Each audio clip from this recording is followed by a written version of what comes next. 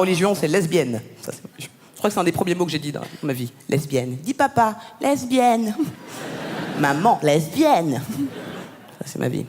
J'ai remarqué qu'il y avait un gros beauf en moi quand je draguais les filles. C'est horrible. Ouais, je suis un beauf quand je drague les filles. Je me suis analysé, c'est terrible. À la fois, j'étais au restaurant et la serveuse a ramené la carte du restaurant et j'ai dit y a pas la serveuse au menu. J'ai honte, d'accord, j'ai honte. Et il y avait trop de musique, du coup elle a pas entendu. Mais comme je suis un putain de beauf, j'ai répété. Même Bigard, il aurait fait non, c'est chaud, là vraiment c'est chaud.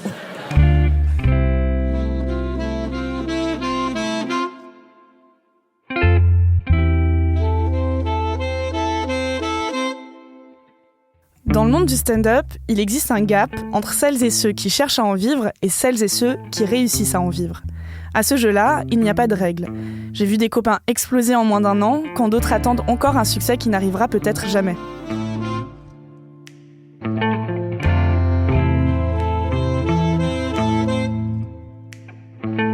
Shirley Soignon, c'est un peu l'une des mamans du stand-up aujourd'hui. Elle en vit depuis des années et, comme beaucoup, a eu un parcours absolument pas linéaire. Je m'appelle Shirley, je fais du stand-up, j'ai 33 ans.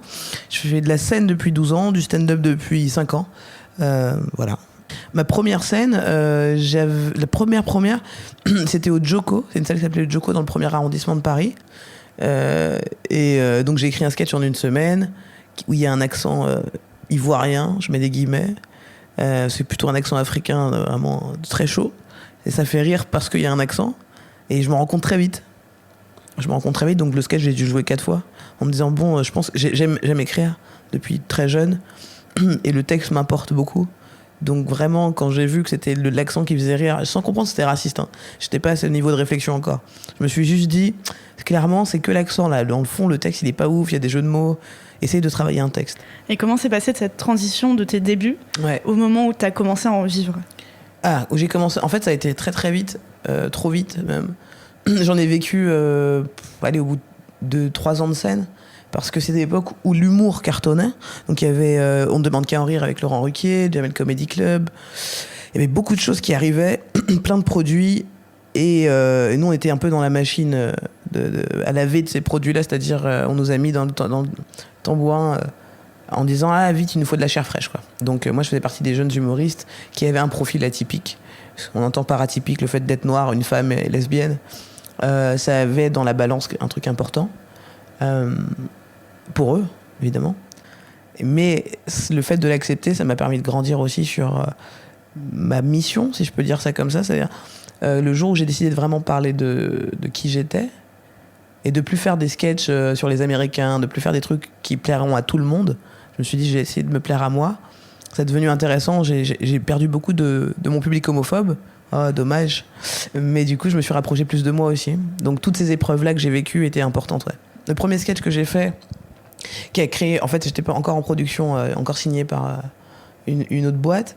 Et le premier sketch que j'ai fait, qui a posé problème, entre guillemets, entre nous, c'était que je voulais dire que... Parce que c'était l'époque de la manif pour tous, et j'avais besoin de répondre à ça. Là, je me sentais quand même d'un coup concernée. J'étais plus une personne, j'étais une lesbienne, touchée, et humoriste, qui donc pouvait parler. Et là, j'avais la chance de faire le festival de Montreux cette année-là. Et j'ai dit, il faut que je fasse un truc sur le fait que je suis une fille noire humoriste, à l'ox homosexuelle, que soi-disant, c'est une accumulation de problèmes, mais je vais leur montrer que tout va bien. Et donc j'ai dit donc je disais à mes producteurs, je veux dire que je suis lesbienne.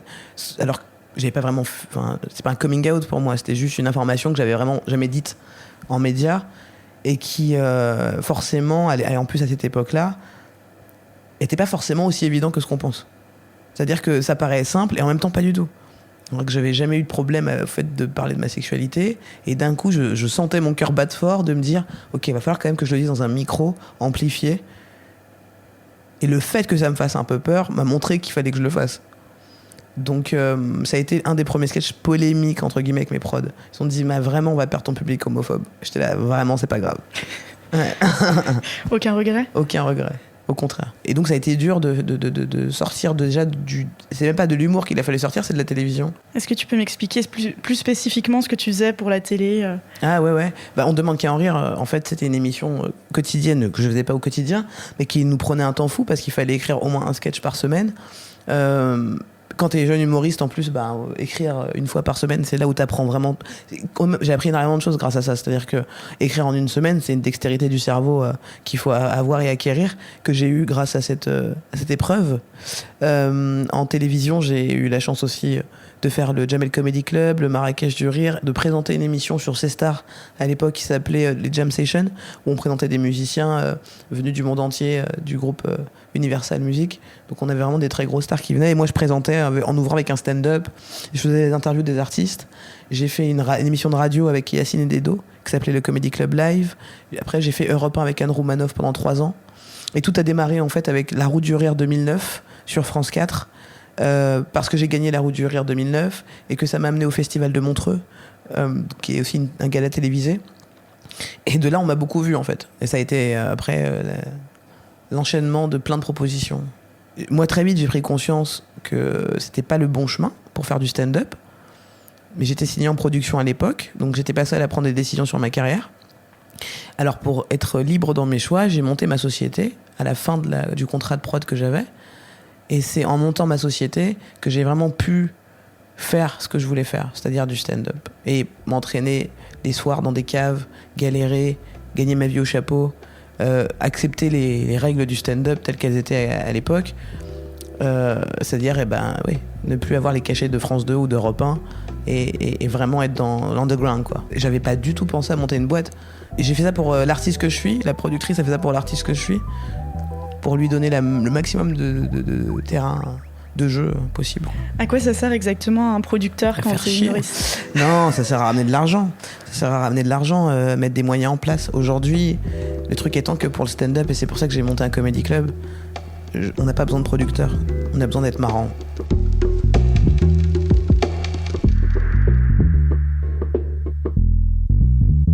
Précision. Un producteur, au-delà de faire chier, comme le dit avec humour Shirley Soignon, ça sert à plein de choses, à commencer par faire décoller la carrière. Un prod permet de trouver des scènes, d'aider à angler un spectacle et de mettre un budget dans une vraie communication autour d'un humoriste. Cela permet de faire venir un public plus nombreux. En bref, c'est surtout censé être un booster dans la carrière d'un stand-upper.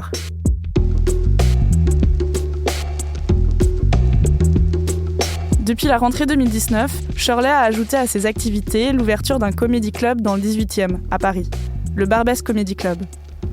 En vérité, le meilleur producteur, c'est le public, c'est lui qui paye les places. S'il paye pas les places, c'est que t'es pas assez drôle ou t'es pas assez connu pour être...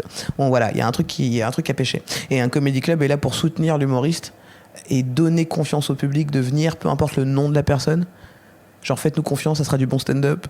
Le stand-up doit dépasser l'ego des artistes aujourd'hui. Pour moi, c'est ça où on doit... Aujourd'hui, on a quelques gars qui sortent du lot en France. On est bien plus que ça. Et il y a bien plus de talent que ça. Sauf que le marché du producteur, ça nique un peu le délire. Parce qu'il suffit qu'un mec soit pas ouf, mais on lui met beaucoup d'argent dessus. Et d'un coup, c'est marrant, il est très marrant. C'est ça qui est fou. Et comment t'es venue l'idée de monter ton comedy club ? Parce qu'il n'y en avait pas assez. Il n'y en avait qu'un seul. Et donc, ça commençait à faire petit pour le monde de l'humour, du stand-up. J'avais besoin, moi, de justement, avec toute la frustration que j'ai eue de ne pas pouvoir développer mon stand-up à l'époque comme je l'aurais voulu, c'est ce besoin d'avoir une salle dans laquelle je puisse m'entraîner quand je veux. C'est genre, j'ai pas de chambre, j'en fais une. Ouais. C'est beaucoup de travail de monter un comedy club ? Ouais, c'est beaucoup de travail de monter un comedy club. C'est un travail permanent. C'est une machine, en fait. C'est un truc qui est ouvert tous les jours, à partir de 18h. C'est comme mon chien, genre, tous les jours, il veut sortir. Tous les jours, il faut que je m'occupe du comedy club. C'est une belle machine, je suis vraiment heureux. Ça fait 1 mois qu'on a ouvert et c'est très bien parti. Mais c'est une fatigue, vraiment. Même si ma carrière est en péril pour ça, je suis trop heureuse. C'est pas le cas, mais si ça devait être le cas, si je devais sacrifier ma vie sur scène, je suis trop heureuse de voir des gens contents de venir faire des blagues ici, de se sentir bien, de se sentir à la maison. Vraiment, je suis très heureuse de voir ça. Il y a trop de peur dans... En fait, il y a un truc que j'ai ressenti quand j'ai commencé, que je veux pas que les gens ressentent, c'est ce côté... On n'est pas dans un casting, quoi. On n'est pas dans une salle de casting avec... Il n'en restera qu'un. Tout le monde est bienvenu dans le stand-up et tout le monde a sa place. Et on m'a posé la question hier, quelqu'un qui... qui est nul pendant 6 mois, vous savez même pas à quel point il peut devenir un génie le lendemain. C'est une question, des fois c'est juste parce qu'il a une peur immense à dépasser qui fait que tout ce qu'il dit sur scène c'est de la merde, alors qu'en vérité il y a un truc quoi. Et donc c'est ça que je trouve beau dans le stand-up, on peut pas figer le destin de quelqu'un, c'est impossible. T'en as vu toi des comme ça qui étaient extrêmement mauvais et qui ont percé de ouf? Ouais, tous. Tous presque.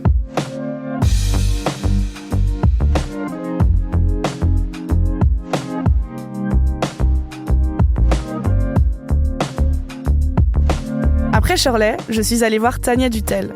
Je l'ai rencontrée en 2012 et pas sur scène. À l'époque, elle était assistante administrative de l'école où j'étudiais. Je ne le savais pas, mais ce n'était pour elle qu'un job alimentaire. Elle aspirait déjà au métier d'humoriste. Est-ce qu'on n'aborderait pas 30 secondes le sujet des couilles? Eh ben c'est parti. Parce qu'il y a pas longtemps, à la sortie de mon spectacle, un mec qui m'a dit « Je vais te faire un compliment. T'as vraiment des grosses couilles. » Oh, bah je vous cache pas que je m'attendais à un autre compliment. Et je comprends pas pourquoi on dit que les couilles sont symbole de virilité. Vous avez déjà entendu le bruit d'un mec qui se prend un coup dedans? On dirait Sophie la girafe. En fait, moi, j'ai commencé le théâtre quand j'avais 7 ans. J'ai toujours aimé jouer. Et en montant à Paris, je savais que je voulais jouer, mais je savais pas quoi. J'ai jamais été très fan forcément du théâtre classique. Enfin, je trouve ça très beau, mais moi, je me vois pas faire ça. Et en arrivant à Paris, en voyant Mustapha Al-Atrassi, je me suis dit, mais en fait, c'est un métier et je peux peut-être faire ça. Et juste après l'avoir vu, en fait, j'ai commencé à faire ça. Entre le moment où tu t'es lancée et le moment où tu t'es dit que vraiment tu vivais du stand-up, il s'est passé combien de temps? Oh là, il s'est passé 7 ans. Mais en fait, moi, j'ai commencé aussi quand j'étais étudiante. Tu vois, j'ai commencé à 19 ans, donc j'ai commencé à en vivre à 25-26 ans. En fait, au début, je savais pas. J'ai commencé à faire ça par hobby, en fait. Moi, j'arrivais de région lyonnaise, je connaissais personne à Paris. J'étais à l'école que 2 jours par semaine, donc en gros, je voyais pas grand monde.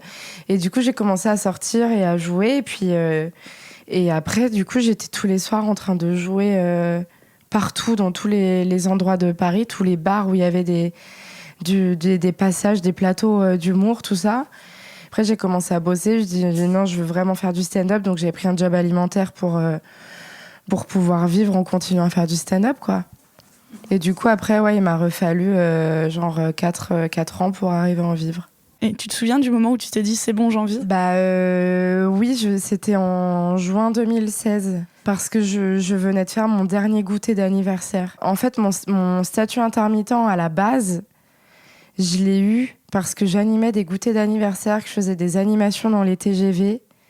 Ah, tu crois que j'avais fait un goûter d'anniversaire pour moi? Oui, non, mais je comprenais pas. Il n'y avait pas de contexte, écoute. Ouais. Donc, non, je faisais ça. Je faisais des animations dans les TGV. Et attends, il y avait un autre truc nul aussi, je crois que je faisais des formations dans les Franprix aussi. Pour apprendre aux vendeurs à dire bonjour, merci, au revoir et à sourire.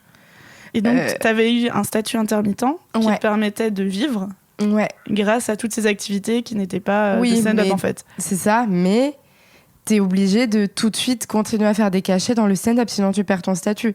Mais en fait, le dernier goûter que j'ai fait, c'était en juin 2016, et après, j'ai eu des cachets avec mon spectacle, quoi. Et du coup, là, j'ai vraiment arrêté. C'est pour ça que je dis, en fait, pour moi, que je mets 7 ans, parce que en vrai, je suis devenue intermittente avant, mais comme c'était encore des jobs alimentaires, pour moi, j'en vivais pas encore, quoi. Donc, je compte à partir du moment où j'ai arrêté de faire les goûters et que vraiment, je suis devenue intermittente du spectacle grâce à mon spectacle.